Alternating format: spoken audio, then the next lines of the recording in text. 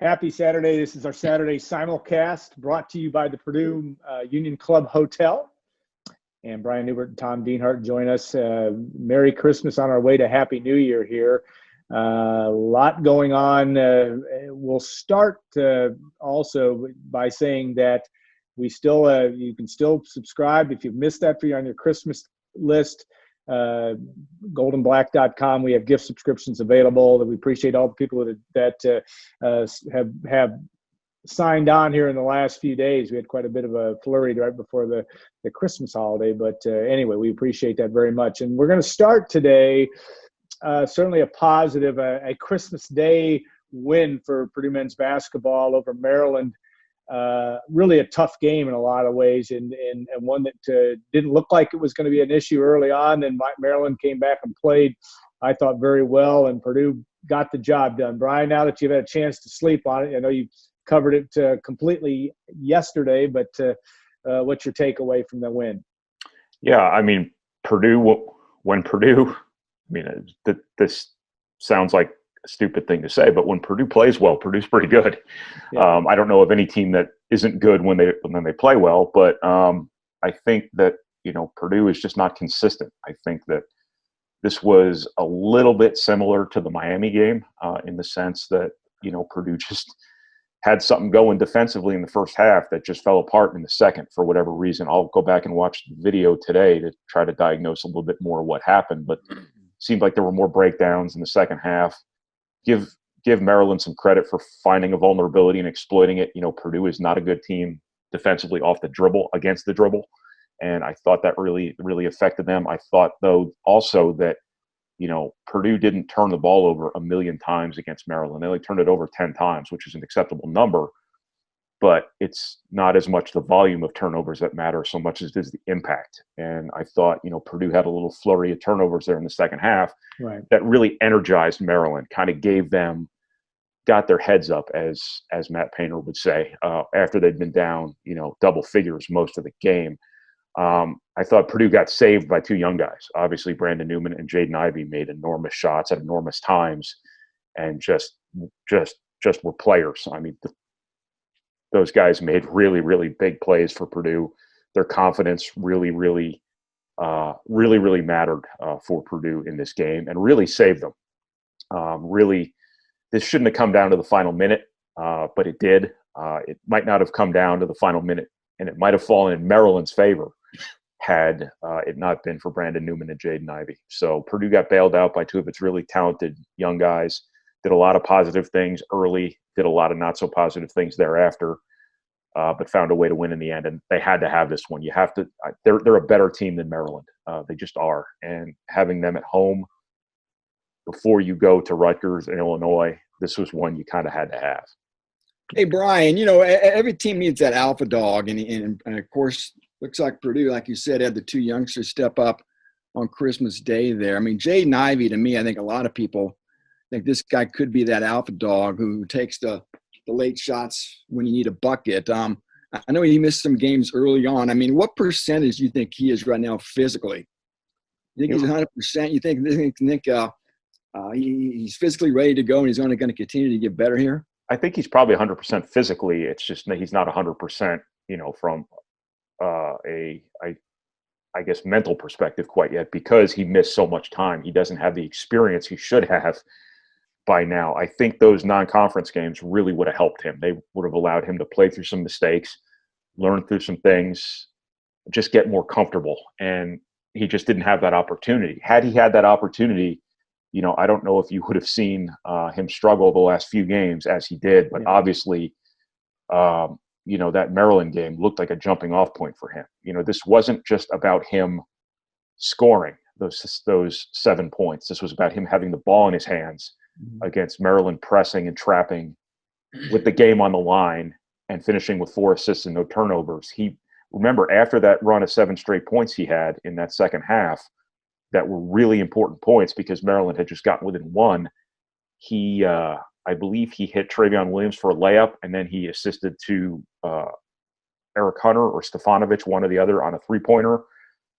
Somebody, I don't know, but he had he had a couple really big assists too. So this was him Purdue trusting him to have the ball in his hands in a closely contested Big Ten game, after he'd only played 6 games or whatever it's been so far in his freshman year.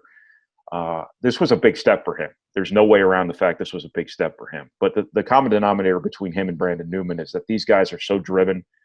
They work really, really hard. I'm not just saying that because we say that about guys. I'm saying that because I've actually seen it. They are cut from the Carson Edwards mold, where they work like professionals, the Caleb Swanigan, Carson Edwards mold. They work like pros, and it gives them confidence, and it makes them ready when situations like Maryland arise and Purdue needs a shot to be made. Those guys are ready to make it. Yeah, I thought that it was very telling that they needed that infusion of energy that Ivy brought and talent, and they're going to need that. The Big Ten, we saw Christmas night, Minnesota beating Iowa in a game that Iowa makes a couple free throws and they win. But this is just a murderer's row. And how, with a young team, Brian, you play Rutgers, Illinois, you've got Michigan State, Indiana, you've got Nebraska down the road here. But how do you keep confidence up here? Because there are going to be some tough spots for a team that has had some confidence-shaking losses early. I mean, when you lose a game like Miami, and yet they've overcome some of that, will that be a big storyline, do you think, as you try to work your way into March, seeing what you have? Yeah, this season's going to be a roller coaster. I mean, it just is, and it already has been. The divergences from game to game, from half to half for Purdue have been pretty dizzying. That's the reality when half your team hadn't played a college basketball game before November. And you had so many guys miss so much time early in the season. Think this is essentially Purdue's November right now because they're only now whole from a roster perspective. But they are going to be an inconsistent team this year. I think that's pretty evident. I think what this comes down to is, Purdue has won some games here where you sort of feel like, hey, perhaps they're learning how to win. Perhaps if they can just avoid the complete no-show situations that sometimes plague young teams. They've got some mettle to them. They've got some toughness to them. They pulled out the Ohio State game when that got a little hairy. They pulled out the Maryland game when it got a little bit hairy.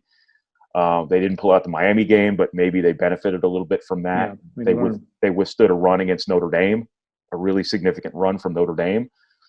Perhaps they've got something to them from a toughness perspective here, and they're learning how to win, and maybe that sort of benefits them down the line. But I would expect there to be some inconsistency here. The biggest thing is that, Purdue's not going to be a great defensive team this year. That much is very evident. Purdue's best defense has to be good offense. They have to – the turnovers, again, only 10 against Maryland, but I thought some of those got Maryland going to a certain extent. Purdue has to give itself a chance defensively, by giving itself a chance offensively. It has to maximize its possessions. It has to not give away possessions. And it has to make sure that it is making people earn everything they get on defense. The best way to do that is to make sure that your offense is giving your defense an opportunity to establish itself and for opponents to have to, again, earn everything that they get. All right, speaking of defense, Tom, we'll turn the topic to defensive coordinator search. And obviously it's the holidays, and yet there's a games. One of the targets you talked about, and that has a bowl game today.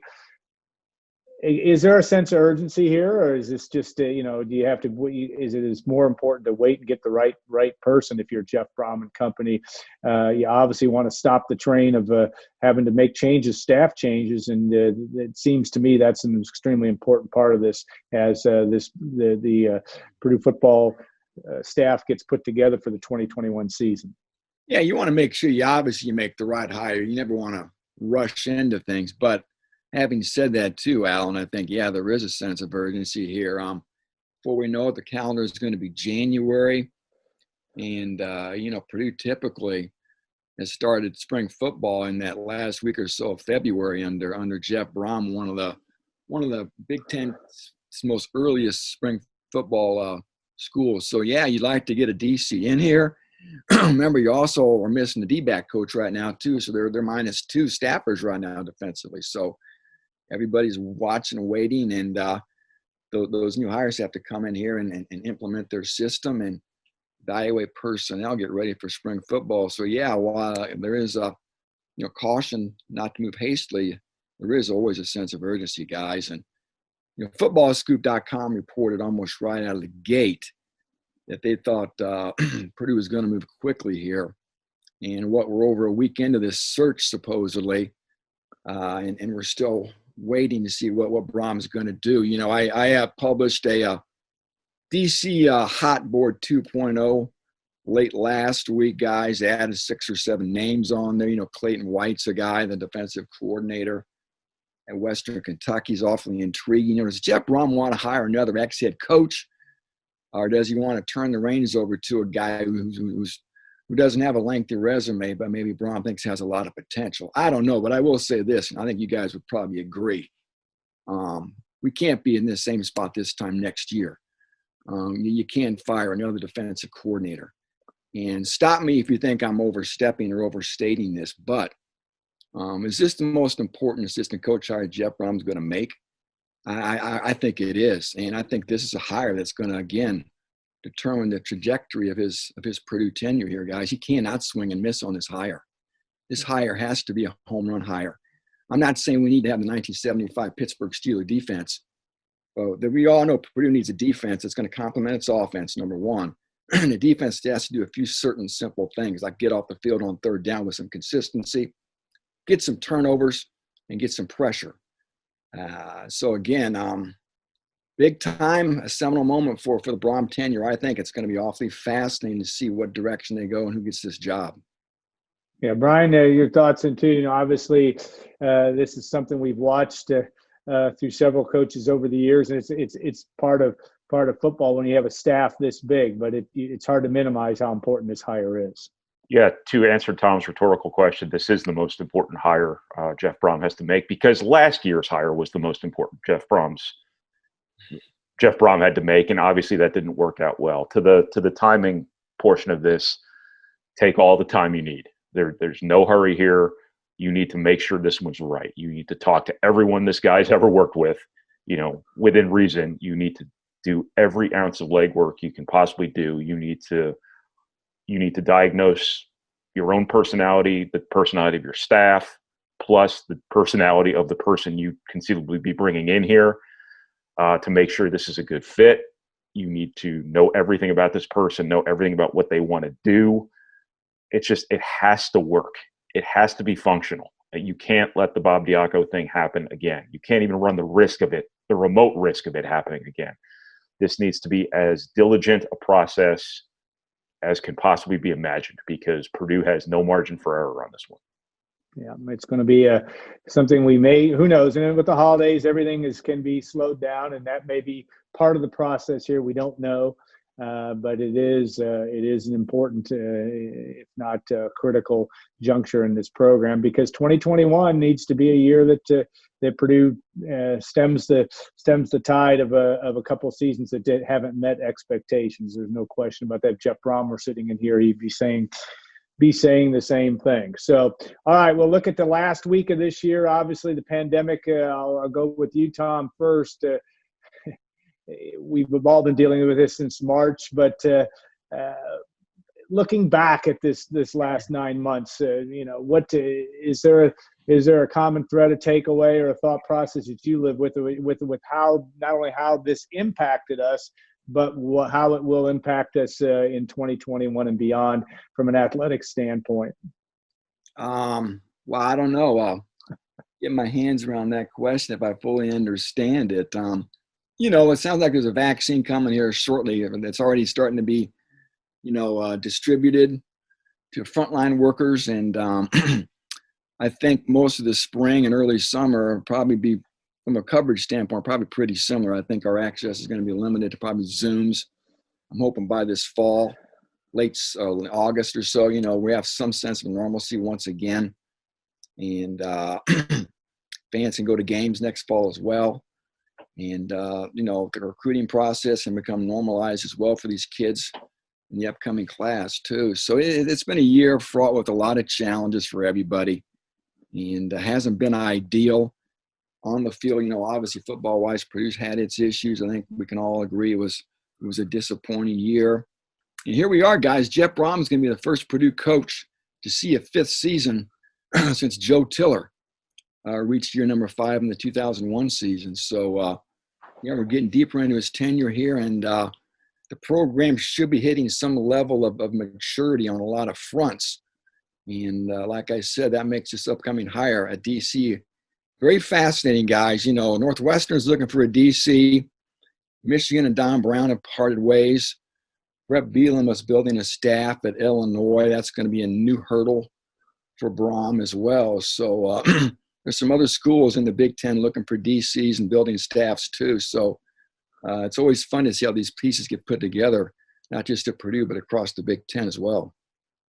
Yeah, Brian, when you look at 2021 and obviously you deal on the recruiting front, we're all hopeful that we have some level of normalcy, maybe have, like I said, have fans in the stands, maybe allow if the vaccine goes at a certain level. We've seen a lot of adjustment too. I mean, changing on the fly, that's been the story of 2020, things that we never or didn't think were really possible from an NCAA standpoint, all of a sudden become possible. Do you think that's what we'll see in 21 as well? Is that a lesson we've learned that anything can happen at any point in time, and you got to be able to change on the fly? Is that a simple way of looking at what we may see down the road?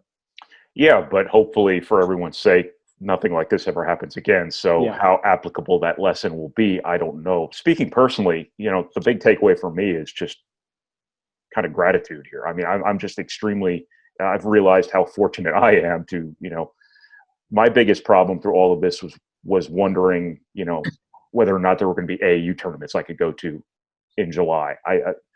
I had a job the whole time. This did not affect me, and it does not. This affected me, obviously, but it didn't affect me nearly as badly as it did so many other people. And I'm just so unbelievably fortunate to be able to say that at the end of all of this. And I think that this was really, really hard on so many people, and I think from a college sports perspective, that probably maybe has people thinking about how they spend their money from here on out on college sports. This has probably an effect on college sports in terms of how they're going to spend their money. Mm-hmm. Maybe this becomes a little bit more of a business, whereas you can't call it a business. Before, it was an unofficial business, not official business, because if you run a business, the people who are doing the work have to be dubbed employees. So I kind of wonder if this isn't that kind of tipping off point for college sports, where this kind of nudges them toward what was going to happen anyway, where maybe all of a sudden this just becomes more about revenue generation as it does, putting the money back into the product in order to have a full athletic department and to have amateurs. I think that's something that's going to come to a head here in the next probably few months to few years, how exactly college sports proceeds as a model. But it was going that way anyway. And I think COVID might have just pushed it in that direction a little bit more. But I think that, for me personally, I'm just extremely thankful that there was something to do here the last 6 to 8 months, however long it's been. And looks like we're finally slowly creeping to the back end of this thing, and can't come soon enough. Yeah, speeding things up and doing all of that is I think a byproduct of all of this, and it will be very, very interesting to see as we put the crystal ball into 2021 how this all plays out. And you're right. I think I would mirror your comment about we've been grateful for all the people that have supported us. And yes, my biggest concern has been, well, were they going to play football? Okay, they did. And we had a season, and it made life easy in some ways for us and our subscribers and our readers and all those that were interested. A big part of what we do. So, guys, we'll look forward to our last. This is our last one of this year. We'll have our Saturday, Sunday simulcast next week, right after the first of the year, probably after that Purdue, Illinois basketball game as well. So have a great week for the rest of the week. I want to thank our sponsor, the Purdue Union Club Hotel. and its sponsorship of this simulcast. And guys, have a great rest of the week, and we'll look forward to a happy new year and looking forward to 2021. Thanks to all of you for watching and listening, and happy new year.